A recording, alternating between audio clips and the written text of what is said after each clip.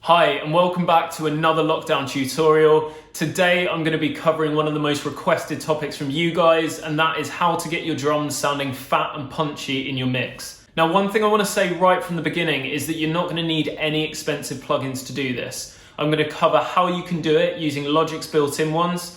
If, of course, you are lucky enough to have some extra plugins, I'm going to show you my go-to ones for processing my drums. I'm going to be covering some industry standard techniques as well as my own tips and tricks and things that I do in every single one of my tracks. I've got some drums loaded up from a remix which I'll be releasing next week for free download, and I'll take you through all the sounds that I've used and also how I've processed them.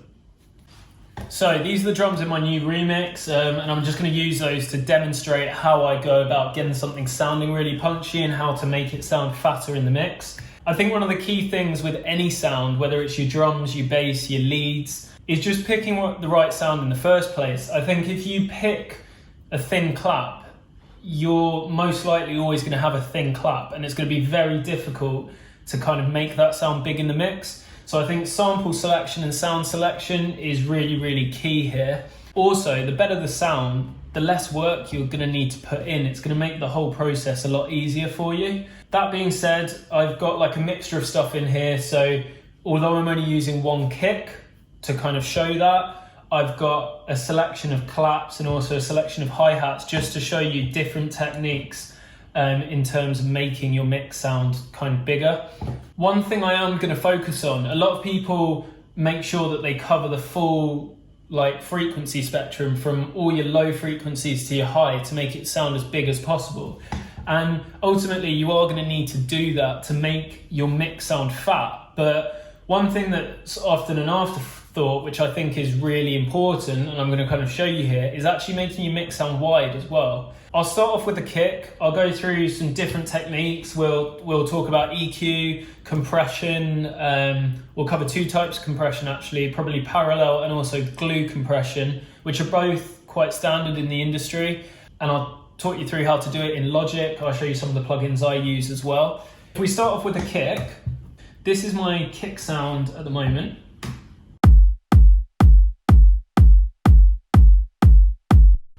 Now, to me, that sounds quite big already. And actually, if you look down here, all I've got on there is an EQ. And when you open up the EQ, it is doing very little. It's got a little bit of a boost in this top end. And all that is really doing is just adding a bit more click to it. Now, that's actually quite low, and that's probably just because it's this sound on this kick. But normally around 8 to 10K, if you boost it a little bit, you'll get more of that clicky sound. If you want more low end in it, normally 50 to 60 hertz, you can boost in the low end to get a little bit more kind of sub out of it. The thing to consider with that, don't go over the top with any of these, because the minute you start boosting it in the low end, you need to consider what your bass is doing and if you need to kind of bring your bass down in that area and things like that. So as I say, picking the right sample to start with is key. And as you can see in this, you don't need to do a lot to it if you think it sounds right to begin with. Don't always throw loads of effects at it. Moving on to the clap. Now, I've got a few claps in here. It's just to demonstrate how to kind of widen your mix. So I'm going to play each clap individually, and then I'll go into what kind of processes I've done and what I think kind of helps it. So this is the first one. Now, that is a more live sounding clap. It's going to give it a little bit more character. Obviously, if you just use quite a dry standard sample, your track's going to sound the same as everyone else's. So that's more of a character clap. That's very similar, but that's just adding a bit more top end to it. And then third one. Now that is quite a low sounding clap, and it's also a little bit longer than the other one, so it's going to give the clap a little bit more length in general. And then the last one is just your standard 909 clap. 909s are great, and the reason a lot of people will go to them is obviously they've got the renowned sound that everyone goes for, but they also tend to cover quite a lot of frequencies. So even though this is a clap, which inevitably is quite high, it has quite a lot of low end frequency in it, which is going to make it sound thicker. What I've actually done on here, I'll show you in the mixer because it will probably be easier. If I just take out these two claps. Now, it might have a bit of width to this because a lot of the samples that you'll be dragging in from Splice or wherever you get them sample packs, they'll be stereo anyway, so they might have a little bit of width. But this is these two claps here that I've picked. But they're still sounding a little bit thin. So to get that extra width, and this is actually something I saw the Disciples talking about in one of their videos, I've got these two claps, and up here you can see they're just panned ever so slightly in either direction. So if I now play it all together,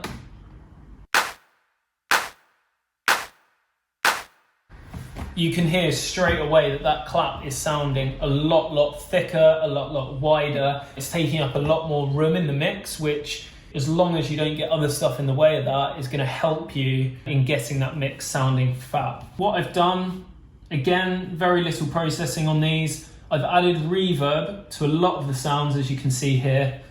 That just kind of sets the drums in a room, and it's going to take it away from sounding very dry, very computerized. It's going to sound more real to people's ears when they listen to it.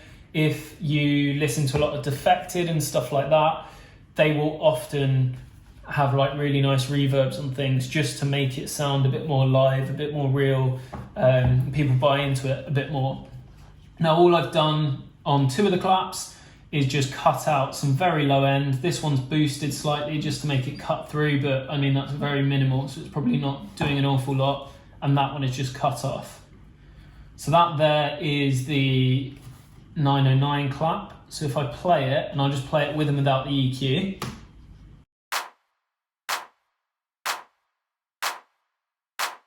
Now, it's a very subtle difference, but taking out those low ends is going to mean that if you have any toms in there, your kicks, anything like that, they're not going to be competing with the low end of these other sounds. That, across the whole mix, is going to really help you to make it sound punchy. If they're not having to compete, if everything has its own space, it's going to really help it to kind of kick through and punch through in the mix. Now that I've gone through the claps, I'm just going to show you the hi-hats. And again, I'll show you some techniques that I've done on those. This one here is, as far as I can remember, it's like a cymbal style hi-hat, so it's almost a bit like a ride. So that's just adding some real like top end sparkle to it. This is your more standard open hi-hat. Now, both of these actually have reverb on already. And if I play them together, you can see I've panned them ever so slightly left and right. And hopefully you can hear that that's just kind of making the mix sound a little bit wider. Now, one thing I actually did on the high one as well, there's something called sample delay, which I'm just going to pan at center so you can hear it. And it basically just delays one side, whether it's the left or the right. And again, it widens things. So you've got to be a bit careful. You don't want stuff to start phasing out when it's in mono. But if I just play this for you. So that's without and then with. And it kind of tricks your ears and makes you think that they're coming a lot wider than they are. So that's those two hi-hats. This one.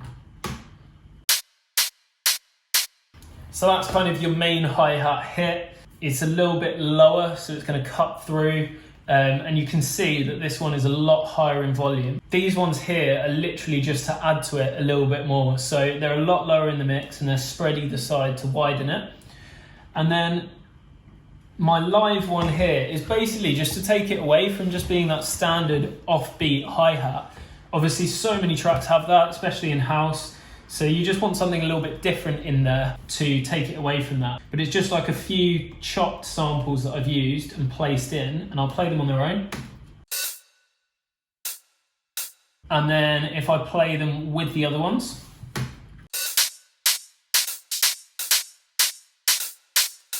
So yeah, you can see it takes it away from that. It'll probably make a lot more sense with the claps and the kick and stuff like that in there. And then the final one is a more rhythmic hi-hat that I've put in. And I've done something a bit strange on here, which I don't often do, but it's helped to make the mix even wider. And that is, I've used the Tremolo which is essentially just panning the signal left and right. But what it does is it does it automatically. So you can set how quickly you want it to do it, and also how much. So that's like the depth, like how much it's panning it left and right. And if I play you this hi-hat here with that on, you can hear the signals like jumping left and right quite a bit. And I'm just going to put that with the kick and the clap just so you can see what we have so far.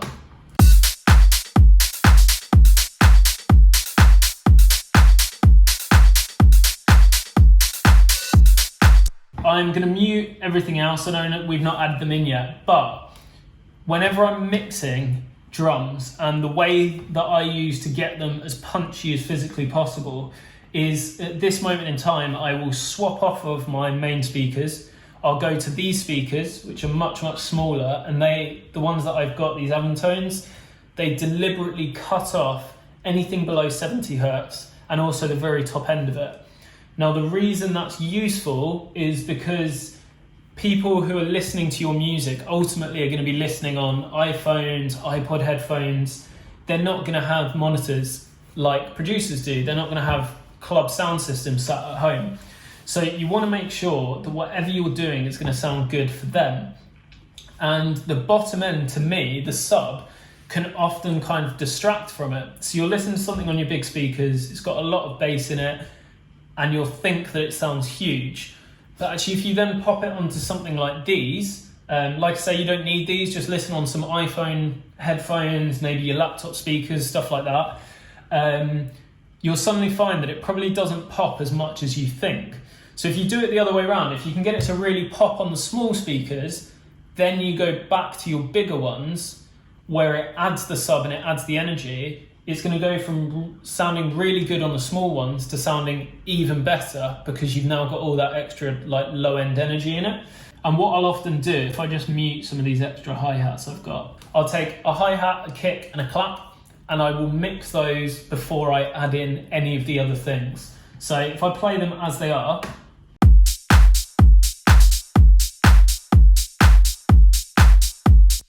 so you can see from this track, this one is quite heavy on the kick. Now, obviously you can decide how you want it, and just changing the mix of these three elements is going to have a huge effect on your drum sound as a whole. So at the moment, my kick is on 2.2 or minus 2.2 even. If I bring that down, at the moment the beat's heavy on the kick and it sounds quite stop-start because of it. If I was to lower the kick, and I was to maybe increase the hi-hat on the offbeat, it's going to sound a lot more bouncy because you're emphasizing that offbeat hit more than the kick on the onbeat. So I'll demonstrate now by just literally turning the kick up and down. So this is it now. If I bring that down in volume,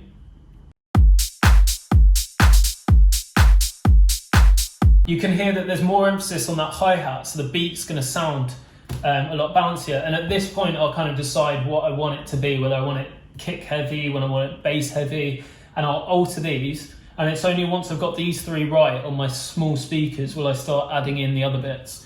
So the next thing that I'm going to show you is actually like a cut from a loop that I found. I'll often start beats with this just to get a little bit of inspiration and just get a bit of a groove going, and it's this loop here.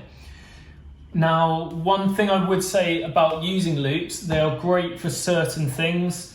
Like I say, inspiration, if you want, later on I'll show you my shaker. It's very hard to get a shaker sounding realistic if you're just using like a single like shaker hit and then like multiplying that over, it's going to sound very robotic. So I think percussion that you need sounding really live, maybe having a shaker loop in there or a conga loop or something that might just give it a bit more of a live feel.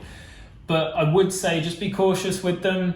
You don't want to be grabbing every loop off of Splice and making a full drum beat out of loops just because everyone has access to these loops. Once you start sending them to labels and things like that, they probably hear these all the time. If it sounds like everyone else's stuff, it's going to be very hard for you to kind of distinguish yourself as an artist. So use loops by all means, do it for like inspiration, for adding a live element, but also just try and manipulate them. So I think this was actually a much longer loop and I've just cut it down and then I'll show you how I've kind of changed it to give it more the groove I want. So this is part of the loop.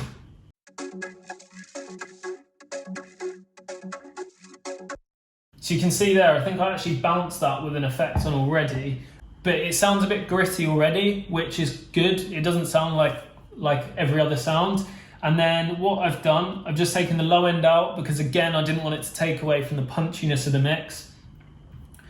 I've added some compression, which I'll go into the compression side of things in a bit.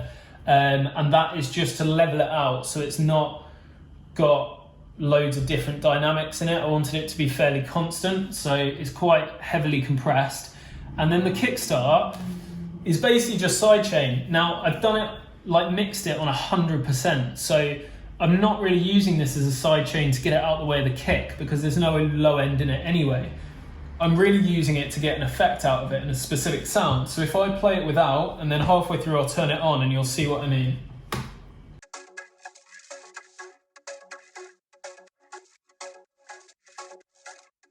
So you can see it makes it a lot more jumpy, and I've used that to kind of make that loop a little bit different. The next thing down is a ride, which, because I've got so many hi-hats on the offbeat, I've put it on the beat, and I've also just left a little bit of a gap at the end. Now, one thing I will quite often do, if anyone finds this useful, you can see a lot of them are a 4-bar loop. Now, they won't start off as that, they'll probably be individual samples like this. Now, if you highlight what you want, so if I change this, for instance, to the marquee tool, highlight it where I want it, like a loop, and then hit J, it will create a full thing. So if you're cutting, for instance, this loop here, if you wanted that to be a 4-bar loop, you could select it and hit J. It will say, do you want to create a file? And it will do that for you. So that's what I do, even if I'm cutting stuff up. But it helps me to kind of copy stuff when I need to. Next one down is my live shaker.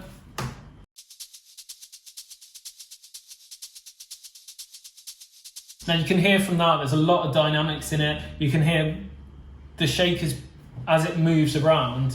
It's actually got a bit of a different sound. So sometimes it's a bit lower, and that's just going to give it more of that live feel. The only other thing that I've done to that in terms of processing is these two plugins, one of which is just a pitch, and I've just detuned it by 2 semitones, and I've also pulled off the top end of it with an EQ. Now the reason I've done that, having so many hi-hats in here, if the shaker is cutting through where the hi-hat is, you're going to lose all of your punch from your hi-hats because it's going to be competing. So I've basically brought it down so that it's at a lower frequency and it doesn't get in the way so much. So all of that together, if I just play with the claps, the hi-hats and the kick as well.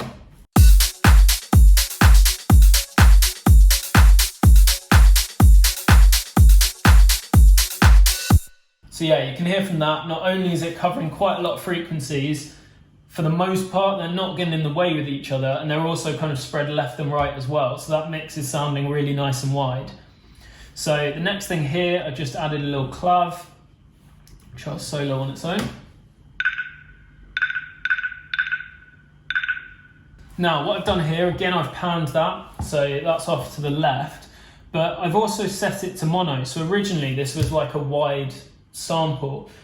Now, the problem with panning a wide sample is that if it's covering kind of like this in your mix and you pan it, you're not being very accurate with the placement and it can get in the way with other stuff. So by putting it into mono, you know that it's dead center, it's taking up a very small amount of space, and then when you pan it, you're being a bit more accurate with where it's kind of sitting.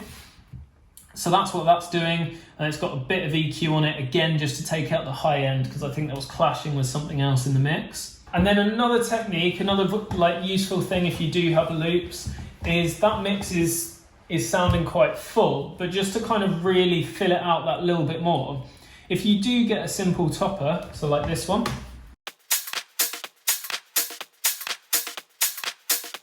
you can see that's literally like a 2-beat chop from a topper, and it's very minimal apart from that little bit of percussion, which will probably add something in the gaps. But if you put that really low in the mix under the rest of your beat, it will just normally thicken it out a little bit and it will fill out any gaps that you might have missed. So if I mute it, I'll play the beat and I'll add it in. It will be very subtle, but again, that will just make your drums sound that little bit fatter. So I'll play that now.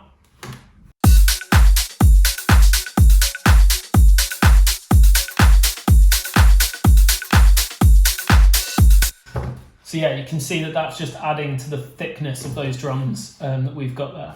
Now to move on to the processing of it. So we've got the kick on going to a kick bus, and we have every other sound going to a topper bus. Now the reason that I've actually separated those out, I used to put the kick in with the rest of the drums in one bus. Now the main issue I found with that, because a kick's normally quite heavy in the mix, you do find that it really kind of impacts your compressor. So you're trying to compress all the other sounds and the kick is just overpowering everything. So by putting it on a separate bus, you remove it from the equation and you can kind of compress the other parts a little bit harder, which will bring things together. I think right at the beginning I said I'm going to cover two types of compression. I'll show you what those are now and I'll show you how to do it within Logic. So the first one is something called parallel compression. If I just solo the topper, and then I load up just a Logic compressor. Now I've picked the vintage VCA one, the only reason being, as far as I'm aware, and I could be wrong, I think this one replicates the SSL ones, which is what they had in those desks, so it should have a little bit of a character to it as well.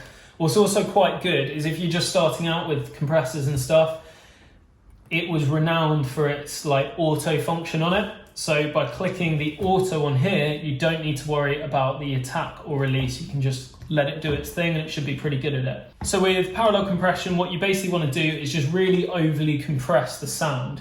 So I'm going to play the sound and then I've got the ratio here set to 4. You could probably have 4 to 8 for doing this because you want it to be quite heavy. And I'm going to bring the threshold here down, and what I'm going to do is I'm going to try and get this to be really over the top on the compression. So normally I'd only want it bringing the signal down maybe like 2-3 decibels. I'm probably going to go closer to like 10 for this, and then what I'll do after that is I'll adjust the gain to make sure that I'm not making it really quiet, and I'll just compensate and bring it back up.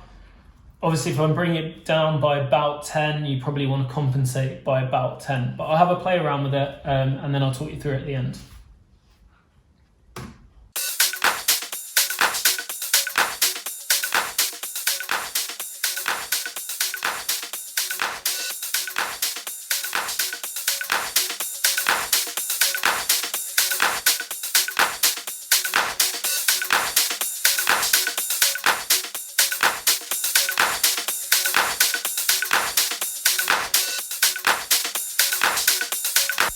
So that's kind of where I've got it set. One thing I forgot to mention at the beginning, just make sure your auto gain is set to off, otherwise it's not going to kind of have any effect when you press this or move this around.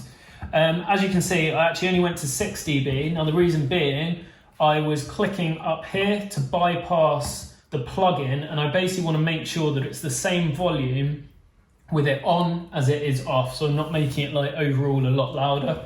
Otherwise it's going to change all the balance of everything in your mix. So as you can tell, that sounds pretty horrendous and no one's going to want to listen to drums with it like that. Now the reason it's a good tool is because once you've really heavily compressed it, now it's a newer thing in Logic. You've got this mix control. So at the moment, all we're hearing is the sound through the compressor. If we put it all the way to here, we're not going to hear anything through the compressor. We're only going to hear our original drums. But what you can do is just mix in a tiny bit of that. Now, like I've done 5-10% before, and that is plenty just to thicken out your drums. So I'm gonna have it all the way down to the bottom. I'm gonna play the drums, I'm gonna gradually bring it in, and then I'm gonna turn it on and off just so you can hear the difference.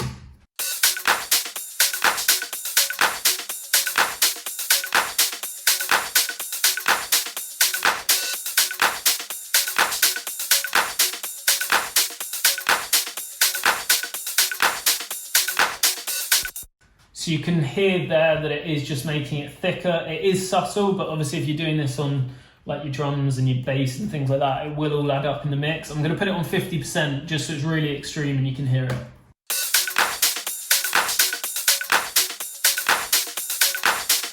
So there, you can hear it there. Obviously, you really don't want to overdo this. As I say, depending on what I'm using, I will set the mix to kind of like, I don't know, 5-10%. If you are lucky enough to have any of the slate stuff, that is my go-to for this. So I will use the virtual mix and I will drag in this compressor and then you can see it's got a mix on it as well. And at the moment I've got that set to 7% and that's what I'll typically use and adjust this based on the track. I don't want to focus too much on that because not everyone has it. So we'll stick with the Logic one for the time being. So that's thickened it up a little bit. Now what we want to do is actually glue all those sounds together. So they're all different sounds at the moment. So you can use a compressor to actually glue them together. So if you go onto compressor in Logic again, I'm going to use the same one we used before, set it to auto, and I'm going to put the auto gain off so that I can adjust it myself. Now the threshold you can have a lot lower on this. You could have it probably anywhere between 2 and 4.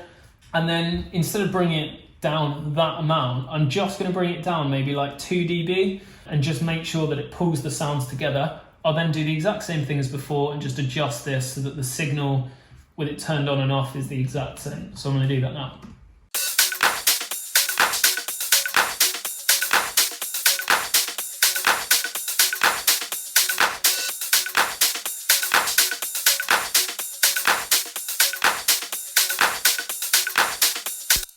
So there, that's all that's doing. It's very subtle, but it's just going to glue everything together so that they punch through in the mix. Again, if you have slate, my go-to one on this, which is also replicating the SSL, is this one here. It's got a similar auto feature, and then you've got the ratio you can leave on 4. You've got your gain over here and your threshold over here. But this is my kind of go-to for doing my glue compression. And then the final thing that I use, and this is completely optional, unfortunately I think I mentioned this before that in a different tutorial, but this isn't anything you can get on Logic, but you can get some tape emulators. So this is the Slate one. The Slate, by the way, is like a subscription package, so you get all of the plugins as one. So if you've got Slate, you'll have this. There's also one in Waves, which I don't have, which a lot of people rave about and say is great, but all it's doing is you're running all the sounds on that bus through like a virtual tape machine, which they used to use in the studios. They'd run the sounds through like a tape reel. And that kind of, again, glues stuff together a little bit more. And it also kind of saturates it. So it sounds a little bit thicker and it gives it a more distinctive sound, which I'll show you here.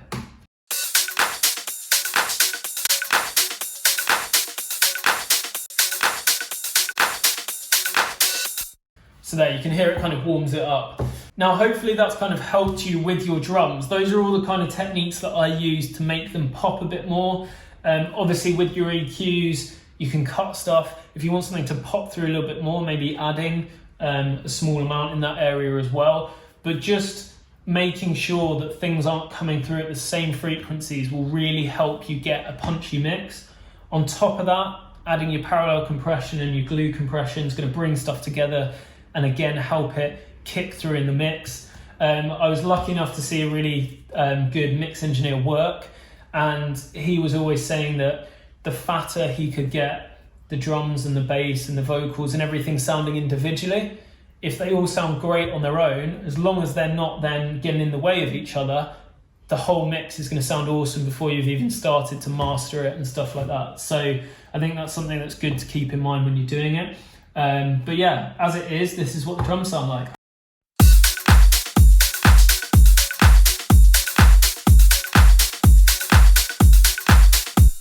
So I hope that's been helpful for you. If you've got iPod headphones, I'd highly recommend using them to help you with your mixes or laptop speakers and stuff like that. But just make sure for the average consumer, it's popping as much for them as it is on your own monitors, and that should really help. So next week I'm going to be back. I'm going to be talking probably more about basses and how they pop through, because that was probably the second most requested thing. This is a lot longer than I was anticipating the tutorial, but hopefully there's loads of tips and tricks in there for you. So I will see you next week with another tutorial.